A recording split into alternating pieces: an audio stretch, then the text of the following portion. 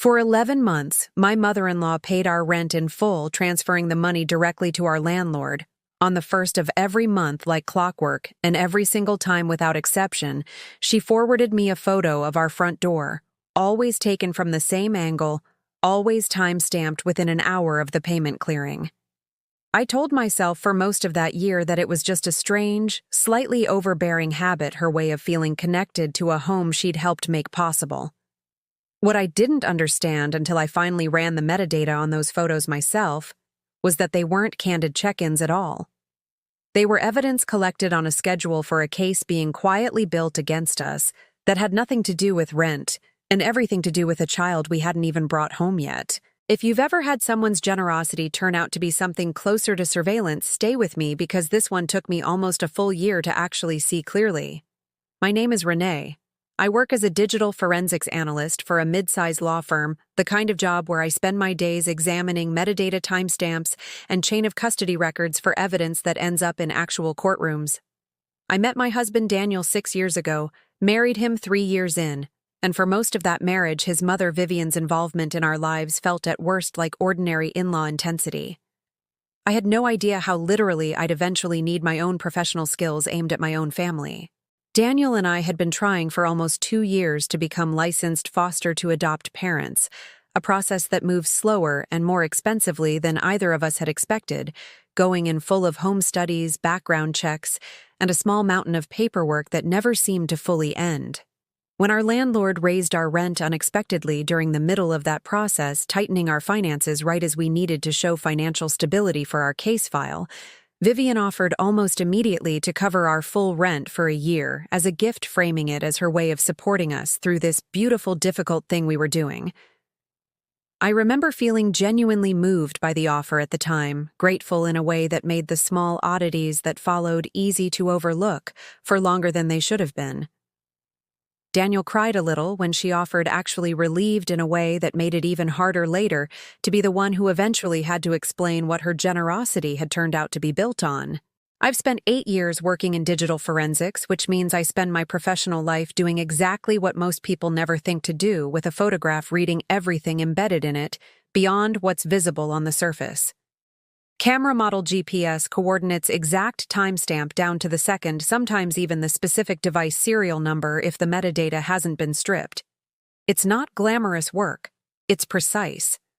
And precision was the one skill I trusted completely in my job, though it took me embarrassingly long to think to apply it inside my own family. The first payment came through in September, confirmed by a text from Vivian, along with a photo of our building's front door sunlight, hitting the brass numbers, just so captioned simply that it looked lovely that she was so happy to help us.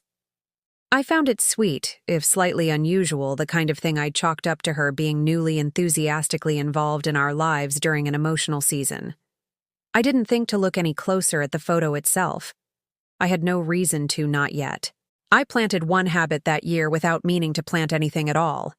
Out of professional reflex more than suspicion, I saved every one of Vivian's monthly photos into a folder on my laptop labeled simply MyL Rent Pics, the same instinct that made me keep digital records of nearly everything in my life tidy and dated, without ever imagining I'd eventually need to open that folder for a reason other than sentiment. The monthly ritual became the single most predictable fixture of that year. First of the month payment cleared, a photo arrived within the hour. Always the same angle. Always our front door, sometimes with a short caption about how put together the building looked or how stable everything seemed from the outside. I never questioned the consistency. If anything, I found a strange comfort in it, one dependable thing in a process that otherwise felt entirely out of our control. What I didn't notice, because I had no reason to look, was how often the photo's timestamps clustered suspiciously close to dates on our foster-adopt case calendar. A calendar Vivian technically didn't have direct access to, though she'd asked on more than one occasion. When our next check-in was scheduled, questions I answered without much thought, since she was after all going to be a grandmother to whichever child eventually came home with us. The first crack came from Daniel's sister Priya at a family dinner 5 months into the arrangement. She mentioned lightly, almost as a joke, that their mom was really committed to that door photo thing, that she'd shown Priya 6 of them the week before, comparing angles like it was some kind of project. I laughed it off at the time, assuming Vivian was simply proud the way people get proud of things they've helped fund. Priya's tone stayed with me longer than the comment itself, though, something faintly uneasy underneath the joke that I couldn't quite place yet. The second crack came from our actual landlord, Mr. Okafor, who mentioned to me in the hallway 7 months in that the nice older woman had asked him during one of her payment visits whether he'd noticed us having a lot of visitors lately, or whether the building had any concerns about our unit specifically. I asked him carefully what kind of concerns he meant. He shrugged, said he hadn't understood the question either, and had simply told her everything was fine, no issues, nothing unusual. I filed it away uneasy without yet connecting it to anything larger. The third crack was the loudest, and I nearly let it pass anyway. Our home study caseworker Ms. Delgado mentioned during our 8th-month visit that she'd received some correspondence she wanted to discuss with us eventually, though she said it wasn't the right time yet, and that she'd follow up formally once she'd finished reviewing it. Something in her tone, careful and slightly guarded, sat wrong with me for days afterward. Though when I asked Daniel if he had any idea what she might have meant, he genuinely didn't, and I let it go, unable to think of any reason someone would be sending our caseworker anything at all. That same week, I asked Vivian directly, as casually as I could manage, why she still photographed the door every single month when the payments themselves confirmed everything was fine. She didn't miss a beat, telling me she just liked seeing it, that it reminded her the money was going somewhere real. Flat. Warm-sounding. Airtight the way only an explanation you've rehearsed can sound. I let it sit for 3 more weeks before I brought it up again more directly this time, asking if she'd consider stopping the photos since we found them gently a little unnecessary at this point. Vivian's face did something I'd never seen it do before, a flicker of real alarm gone almost as fast as it appeared. She said she just wanted to make sure everything looked the way it should. Then quieter, almost like a warning dressed up as reassurance, she told me to worry about the paperwork side of things, that she'd worry about how things looked from the outside. It was the first time in 6 years she'd ever drawn that particular line, and I remember standing in our kitchen feeling the floor tilt slightly, even though I couldn't yet say why. 4 days later, forwarding that month's photo into my laptop folder out of habit, I finally did the one thing I'd never thought to do in 11 months. I opened the image's metadata properly, the way I would for any file crossing my desk at work, half expecting nothing. Mostly just curious the way you check a lock you're fairly sure is already secured. If a family member had been photographing your front door every single month for nearly a year, would you have looked at the metadata the first month, the way my training should have had me do immediately, or would patience have carried you 11 months in the way it carried me? Tell me honestly in the comments, because what that metadata actually showed me changed everything. I thought I understood about a year of what I'd believed was generosity. The metadata told a story the photos themselves never had. Every single image had been taken with the same professional-grade camera, not Vivian's phone, time-stamped without exception within 48 hours before one of our 4 official home study visits, a pattern that held across all 11 months once I laid the dates side by side on my kitchen table. Printouts spread out the way I'd lay out evidence for any client's case. The GPS coordinates embedded in each file didn't match our building's exact address either. They matched a small office suite directly across the street, one I recognized once I looked it up as leased under the name of a private residential investigation firm, a business whose website, when I finally found it, advertised discreet family and custody-related surveillance in language careful enough to sound almost reasonable. Before I said a word to Daniel, Priya called, inviting me to a spontaneous coffee, something she'd never suggested before on a random Tuesday. She spent most of the visit asking more directly than usual whether our case file was fully finalized yet, and whether I still had copies of everything the agency had sent us. I answered honestly, watching her relax in a way that told me exactly who had asked her to find that out, though I said nothing yet about what I'd already found. 2 days later, I called our caseworker, Ms. Delgado, directly asking what correspondence she'd mentioned weeks earlier. She hesitated, citing confidentiality, before finally acknowledging carefully that the agency had received several anonymous notes over the past several months expressing concern about the home's day-to-day stability, accompanied each time by a photograph of our building. She said, agency policy required documenting and reviewing every concern raised regardless of source, though she'd found the pattern unusual enough to flag internally for extra scrutiny rather than immediate action. I asked Ms. Delgado one more question, the one my professional training told me actually mattered, whether the notes had ever mentioned a specific alternative family. She paused, checked something on her end, and confirmed that one note received 4 months earlier had specifically suggested the agency strongly consider a different relative's household for placement, instead describing that household unprompted as more established and better resourced. Daniel's older brother, Marcus, and his wife had been on the same agency's waiting list for over a year. I drove to Vivian's house that evening, printed photos and metadata report in hand, and found her in her kitchen, a cup of tea in front of her, unaware yet of what I'd found. She looked up, and something in my expression must have told her immediately why I'd come. I told her plainly that I knew about the investigator, that I knew about the notes to the agency, that I knew she'd suggested Marcus and Elaine instead of us. For one full breath, something in Vivian's face genuinely broke. Not performance, not deflection, just a woman watching months of careful, quiet architecture collapse in real time. She said she'd been scared, her hands wrapped tightly around her mug, that Marcus and Elaine had been trying so much longer, that they'd done everything right every step, and that Daniel and I had seemed so unpredictable to her, so much less settled. She said she'd told herself she was just making sure the agency had the full picture. For that one breath, I almost recognized the woman who'd raised the man I married. Then just as fast, the mask came back up. She said this didn't have to be some scandal, that she'd never lied outright, that she'd just made sure people were looking closely the way any grandmother would want for a decision this important. I told her she'd hired an investigator to photograph our home, laying the metadata report on her counter beside the photos she'd sent us all year, printed side by side. Her photos.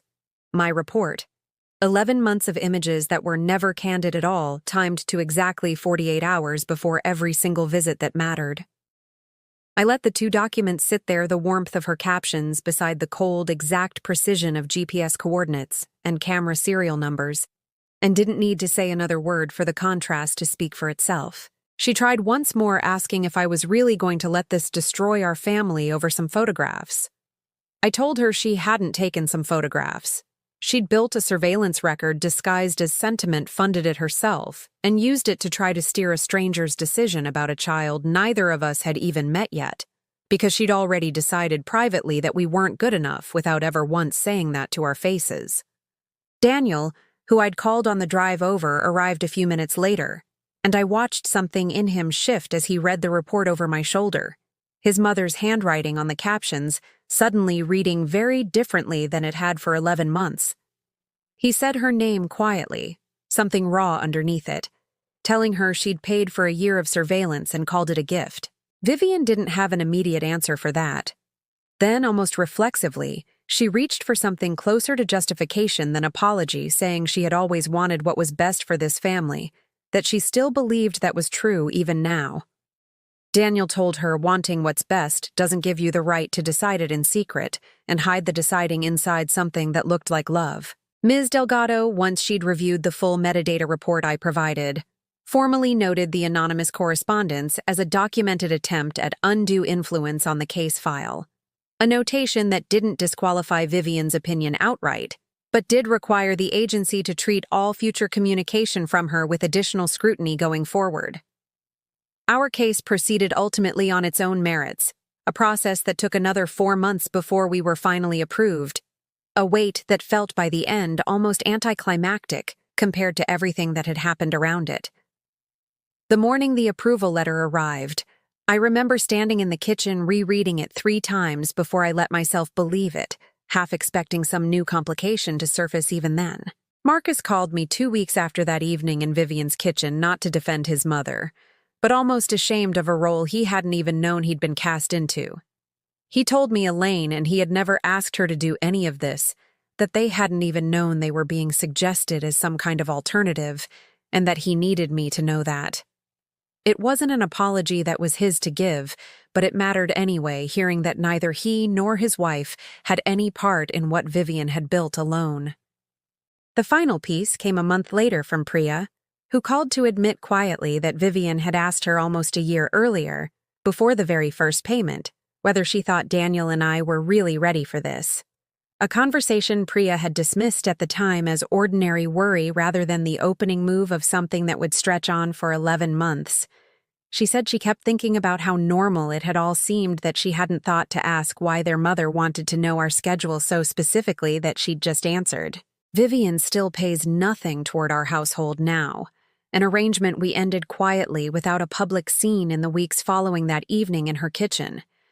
She's asked twice if she could see us tentative, careful requests I haven't yet fully answered, still working through what trust looks like with someone whose love for 11 months arrived disguised as a paper trail. Daniel has started seeing her alone occasionally. Brief, careful visits he doesn't always tell me about until afterward, and I've decided not to push him on that understanding that whatever he's rebuilding with her is going to take a shape I don't get to design for him. I won't tell you this ended clean. Daniel still calls his mother most weeks, careful, complicated calls I mostly don't ask about, and some part of our extended family still doesn't fully know what happened since we've chosen not to make it a wider story than it needs to be. I've made peace with the parts that never got resolved, because I've stopped believing every ending needs to. There are still moments more than I expected when a small kindness from someone catches me off guard. Now makes me check it twice before I let myself simply receive it the way I used to.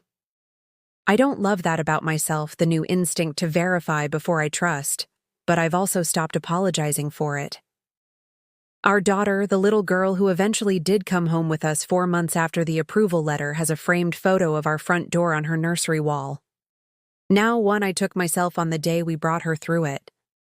For the first time, the only photo of that door I actually trust completely. I think often about the version of that year I almost lived instead, the one where I never opened the metadata at all, where I simply kept receiving those photos as sentiment for the rest of my life, without ever understanding what they actually were.